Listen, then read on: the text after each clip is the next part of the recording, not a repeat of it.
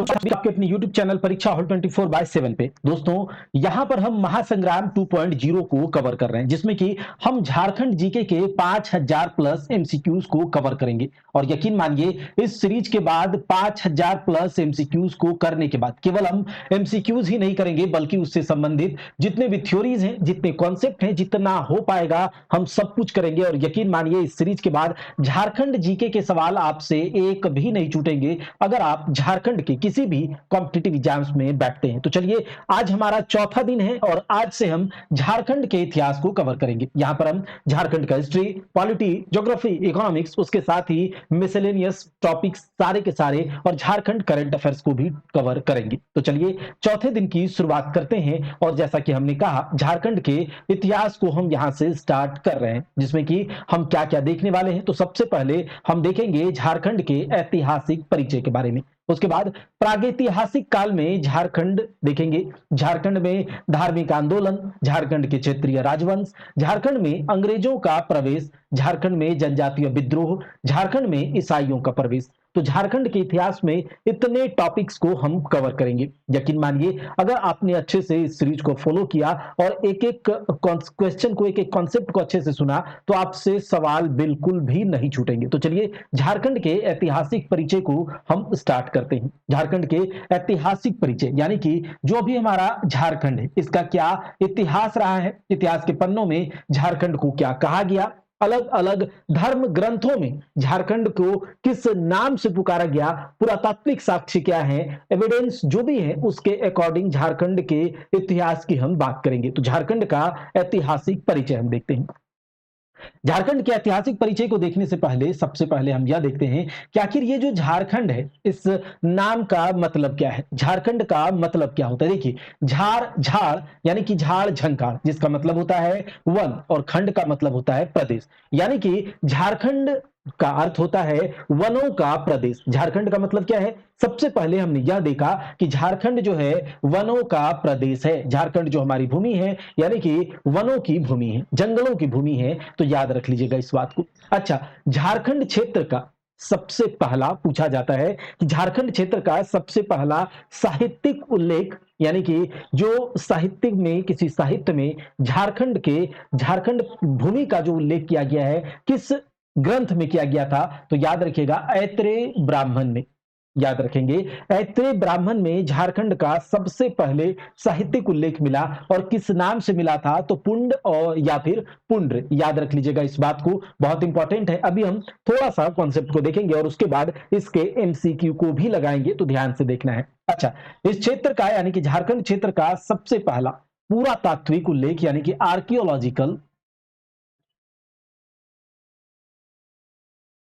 Archaeological evidence जो है इस क्षेत्र का सबसे पहला, याद रखिएगा, 13वीं सदी के एक ताम्रपत्र में मिला है। याद रखेंगे इस क्षेत्र यानी कि झारखंड जो हमारी धरती है, इस क्षेत्र का सबसे पहला अगर पूछा जाए पुरातात्विक उल्लेख कहां मिला है, तो 13वीं सदी के एक ताम्रपत्र में, और किस नाम से मिला, तो याद रखिएगा झारखंड के नाम से ही मिला था। अच्छा, जनजातियों की अधिकता के कारण, यानी कि आपको पता होगा कि झारखंड में जनजातियां, ट्राइबल्स अधिकतर हैं, और जनजातियों की अधिकता के कारण झारखंड को कर्क खंड भी कहा जाता है। अब हम यह देखेंगे कि अलग अलग सोर्सेज में झारखंड को किन किन नामों से पुकारा गया, झारखंड क्षेत्र को, झारखंड के भूमि को किस किस नाम से वहां पर उल्लिखित किया गया है, किस किस नाम से वहां पर उसको पुकारा गया है, ये झारखंड की भूमि को। तो ये पूछा जाता है एग्जामिनेशन में, अभी ही आपको याद रख लेना है। जैसे कि हमने कहा कि सबसे पहला साहित्यिक उल्लेख झारखंड क्षेत्र का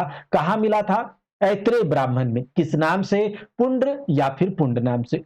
सबसे पहला पुरातात्विक उल्लेख झारखंड का झारखंड के नाम से ही कहा मिला, 13वीं सदी के एक ताम्रपत्र में।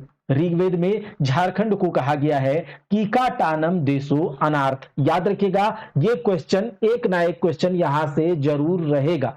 अथर्ववेद में झारखंड क्षेत्र को व्रात्य कहा गया, अथर्ववेद में झारखंड क्षेत्र को व्रात्य कहा गया है।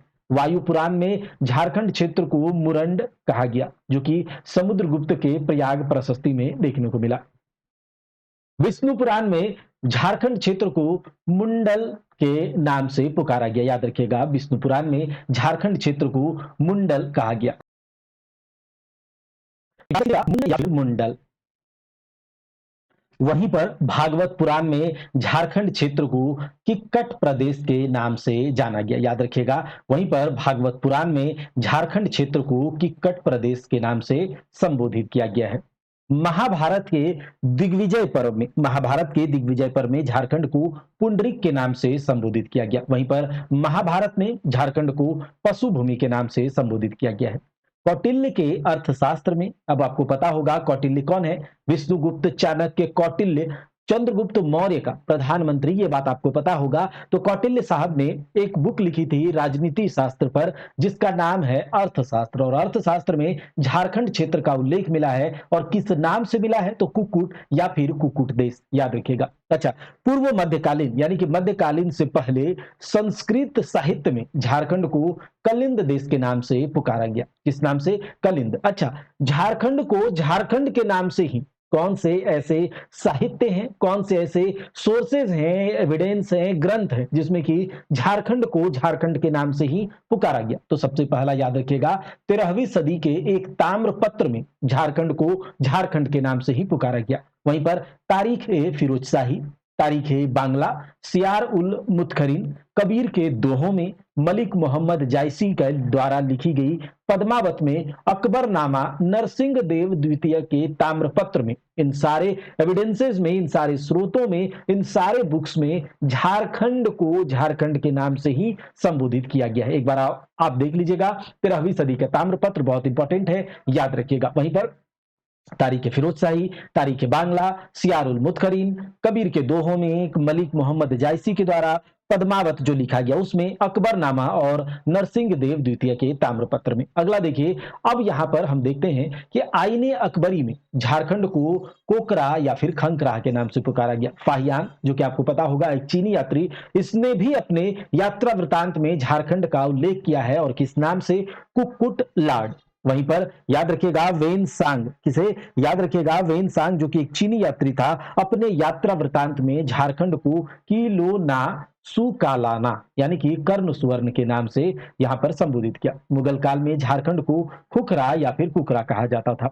तुजू के जहांगीरी में झारखंड को खोखरा कहा गया, और ईस्ट इंडिया कंपनी के शासनकाल में इस झारखंड क्षेत्र को छोटा नागपुर के नाम से पुकारा जाता था। अब हम छोटा नागपुर के बारे में देख लेते हैं। आपको पता होगा झारखंड क्षेत्र जो इस प्रकार से मैप आप देख रहे होंगे, तो जो ये दो सिंह है झारखंड का, जो इस प्रकार से दो सिंह आप देख रहे हैं, एक सिंह क्या है? पलामू प्रमंडल, और दूसरा आपका संथाल परगना, और नीचे आपका सिंहभूम प्रमंडल। तो एक हो गया पलामू, संथाल परगना और सिंहभूम, और बीच में दो हैं आपके, एक उत्तरी छोटा नागपुर और एक दक्षिणी छोटा नागपुर। तो सबसे बड़ा, याद रखिएगा, झारखंड का जो छोटा नागपुर वाला क्षेत्र है, उत्तरी और दक्षिणी दोनों को मिला दे तो सबसे बड़ा भूभाग, सबसे बड़ा भूखंड झारखंड में कौन सा है? तो छोटा नागपुर का पठार ही है, छोटा नागपुर है। तो याद रखिएगा, पूछा जाएगा आपको कि झारखंड का सबसे बड़ा भूभाग कौन सा पड़ता है? छोटा नागपुर, याद रखिएगा।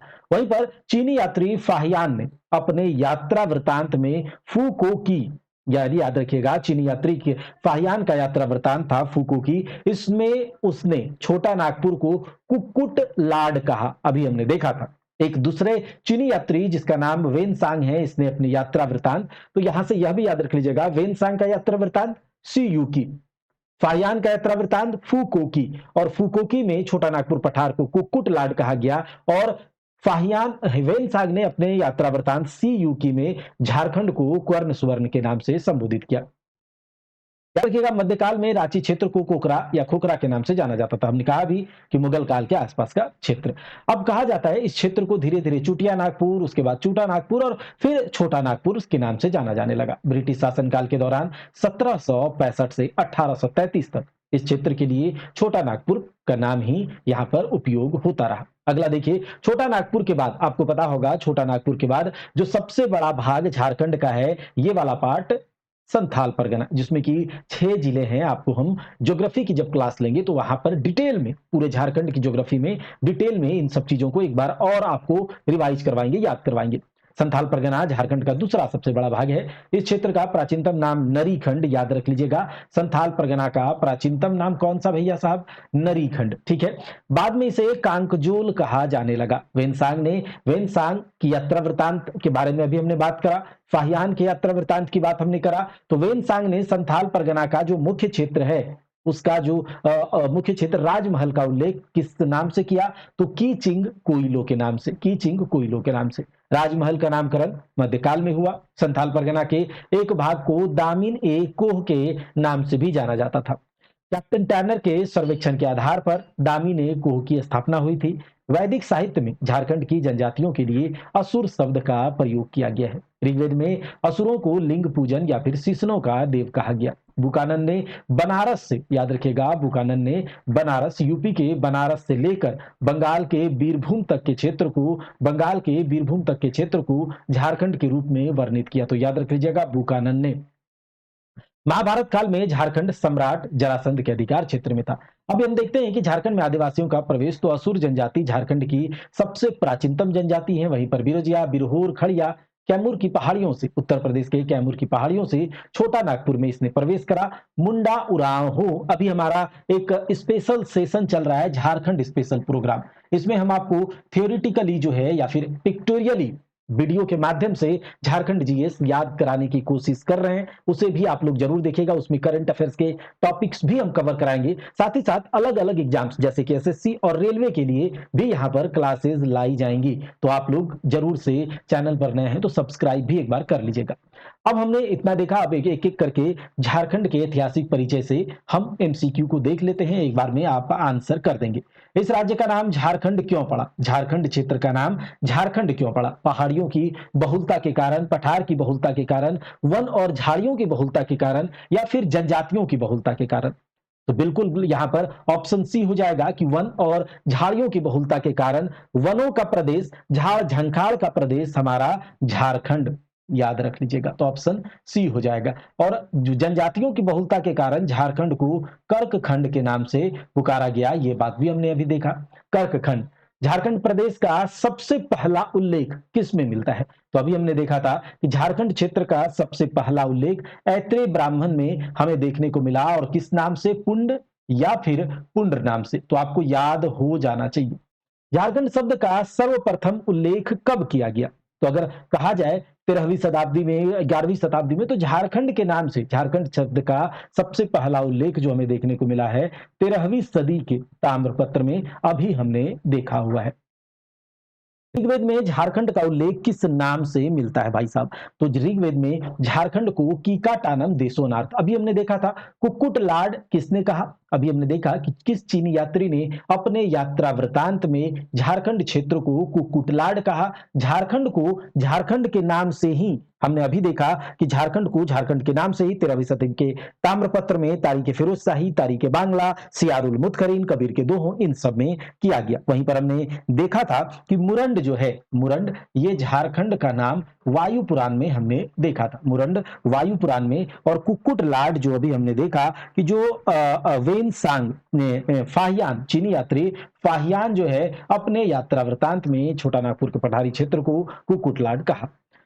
अब देखिए, निम्न में से किस वेद में झारखंड को व्रात्य के नाम से संबोधित किया गया है? तो अभी हमने देखा था कि व्रात्य के नाम से संबोधित किया गया है अथर्ववेद में। ऋग्वेद में कीकाटानम देशो अनार्थ। वैदिक साहित्य में झारखंड की जनजातियों के लिए किस शब्द का प्रयोग किया गया है? तो वैदिक साहित्य में झारखंड के जनजातियों के लिए असुर शब्द का प्रयोग किया, जिसका मतलब होता है शिशनों का देव। निम्न में से किस वेद में असुरों को लिंग पूजक या शिशनों का देव कहा गया? किस वेद में कहा गया? तो अभी हमने देखा था ऋग्वेद में कहा गया। तुजुक ए जहागिरी में झारखंड के लिए किस शब्द का प्रयोग किया गया? तो तुजुक ए जहागिरी में झारखंड शब्द का प्रयोग किया गया था खुखरा, खुखरा, याद रखिएगा। ठीक है, तुजुक ए जहांगीरी। अभी हमने देखा था कि तुजुक ए जहांगीरी में झारखंड शब्द के लिए खोखरा शब्द का प्रयोग किया गया था। कुकुटलाड इसमें किया गया था, तो फाहियान के द्वारा कुकुटलाड का प्रयोग किया गया था। झारखंड के रूप में 13वीं सदी का ताम्रपत्र, याद रख लीजिएगा। अगला देखिए, कौटिल्य के अर्थशास्त्र में झारखंड को किस नाम से संबोधित किया गया? कौटिल्य के अर्थशास्त्र में झारखंड को कुक्कुट के नाम से संबोधित किया गया। कौटिल्य के अर्थशास्त्र में झारखंड को कुक्कुट के नाम से या फिर कुक्कुट देश, याद रख लीजिएगा, कुक्कुट या फिर कुक्कुट देश के नाम से संबोधित किया गया था। अगला देखिए, किस ग्रंथ में झारखंड का उल्लेख पुंडर नाम से किया गया है? तो अभी हमने देखा था ऐत्रेय ब्राह्मण, सबसे पहला पुरातात्विक सबसे पहला जो ऐतिहासिक साहित्यिक साक्ष्य, साहित्यिक उल्लेख ऐत्रेय ब्राह्मण में मिला है झारखंड का पुंडर के नाम से। निम्न में से किस ग्रंथ में झारखंड को किसी दूसरे नाम से संबोधित किया गया है? झारखंड को किसी दूसरे नाम से, हमने कहा कि झारखंड को झारखंड के नाम से ही अकबरनामा, तारीख फिरोज शाही, तारीख बंगला, सियार उल मुतकरीन, याद रख लीजिए हमारे साथी, सियार उल मुतकरीन कबीर के दोहे में, मलिक मोहम्मद जायसी के द्वारा लिखी गई पद्मावत में, और नरसिंह देव द्वितीय के ताम्रपत्र में और 13वीं शताब्दी के ताम्रपत्र में झारखंड को झारखंड नाम से ही संबोधित किया गया। लेकिन ये कौटिल्य का जो अर्थशास्त्र है उसमें झारखंड को कुक्कुट देश के नाम से संबोधित किया गया था। तो आप ही बताइए कि झारखंड को किसी दूसरे नाम से संबोधित कौटिल्य के अर्थशास्त्र में किया गया। दोस्त आगे चलते हैं, टॉमी ने झारखंड को किस नाम से संबोधित किया? तो अभी हमने देखा था कि टॉलमी ने झारखंड को मुंडल के नाम से संबोधित किया। टॉलमी ने झारखंड को मुंडल के नाम से संबोधित किया। वायु पुराण नामक ग्रंथ में झारखंड को किस नाम से संबोधित किया गया?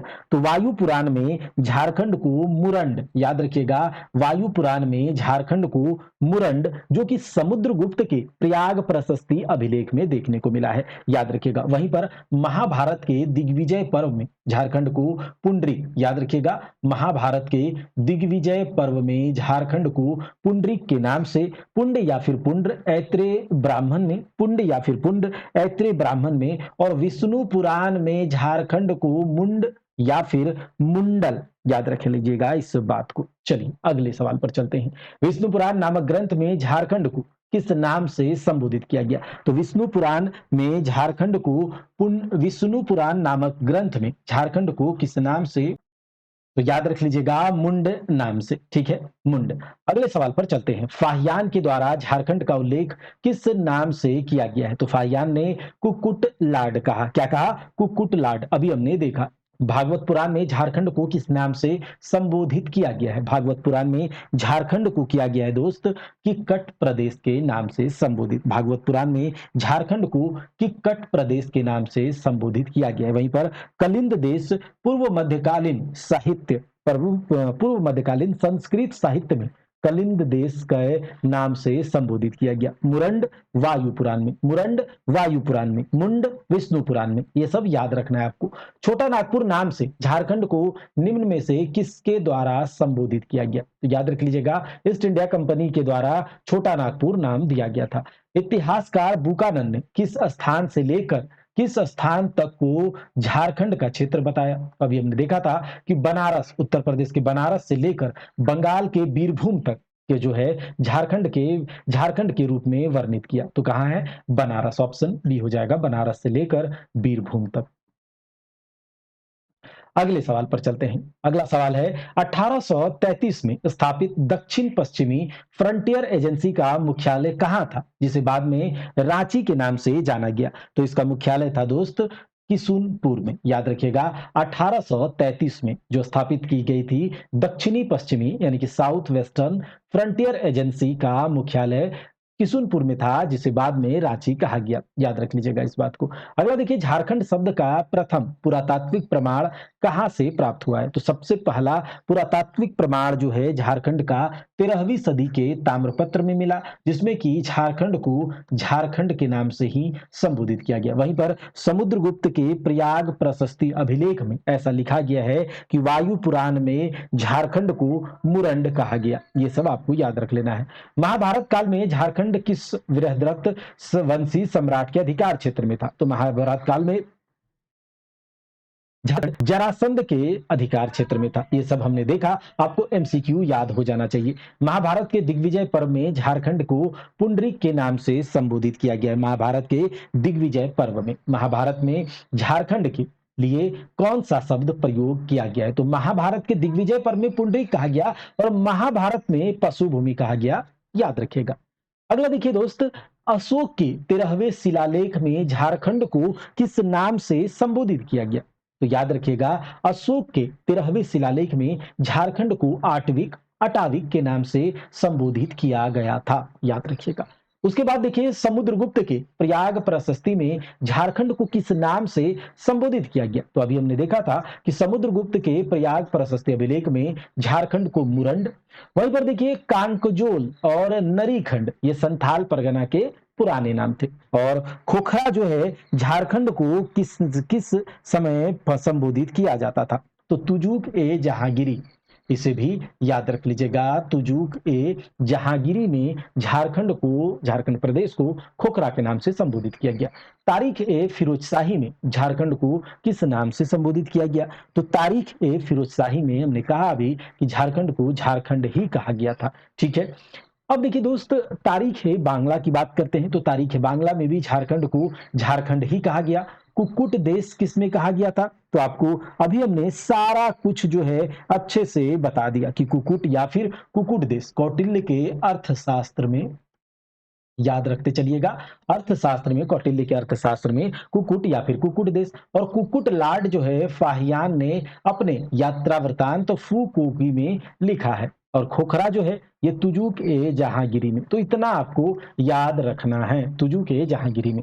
सियार उल मुतखरिन, तो जैसे ही ये याद आया, अब याद आना चाहिए कि सियार उल मुतखरिन में झारखंड ही कहा गया। मुरंड कहा गया वायु पुराण जो कि समुद्रगुप्त के प्रयाग प्रशस्ति अभिलेख में। खोखरा कहा गया तुजुक ए जहांगीरी में। कुक्कुट देश कहा गया कौटिल्य के अर्थशास्त्र में, याद हो जाना चाहिए। वेनसांग ने झारखंड के लिए किस शब्द का प्रयोग किया? तो वेनसांग ने झारखंड के लिए कीलोना सुकालाना जो कि कर्ण सुवर्ण, याद रखेंगे, कर्ण सुवर्ण के नाम से झारखंड को वेनसांग ने अपने यात्रा वृतांत सीयू की, ठीक है, वेनसांग की यात्रा वृतांत सीयूकी में किया। मुरंड वायुपुराण, खोखरा तुजुक ए जहांगीरी।